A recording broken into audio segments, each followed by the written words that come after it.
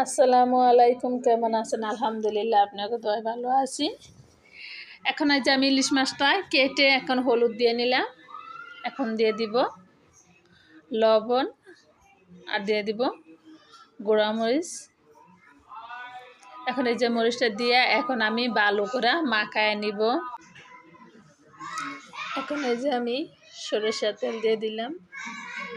সরিষার তেলটা দিয়ে ভালো করে গরম হইলে এখন আমি দিয়ে দিব মাছগুলো দিয়ে দিব। এখন এই যে মাছগুলো দিয়ে দিলাম। সরিষার তেলের ভিতরে এরকম ইলিশ মাছটা ভেজে নিব, একদম মচমচে ভেজে নিব, আর খেতে কিন্তু অসাধারণ।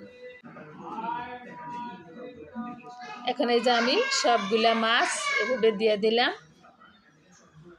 ভালো করে হইলে তারপরে আবার উল্টে দিব মাছগুলা, আর এই যে শুকনো মরিচগুলা টেলে নিব এই তেলের ভিতরে।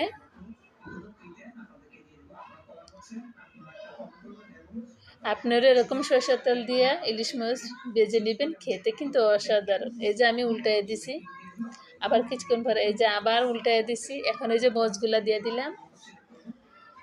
ঝটপট হয়ে গেল আমার ইলিশ মাছ ভাজা সরিষা তেল।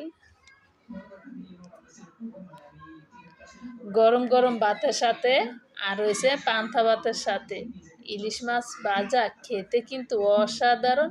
প্লিজ আপুরা সবাই সাবস্ক্রাইব করবেন, লাইক দিবেন, শেয়ার করবেন, কমেন্ট করে জানাবেন কেমন লাগছে আজকের রেসিপিগুলা। মাশাআল্লাহ, দেখছেন কতটা সুন্দর হয়েছে, একদম মচমচে। মাছগুলা কিন্তু আমি ভেজে নিছি। এখন উপর দিয়ে যে তেলটা দিয়ে দিলাম, সরষের তেল দিয়া, আর এরকম মাছটা দিয়া খেতে কিন্তু অসাধারণ। প্লিজ দ্রুত আপুরা ভাইয়ারা সবাই সাবস্ক্রাইব করবেন, লাইক দিবেন।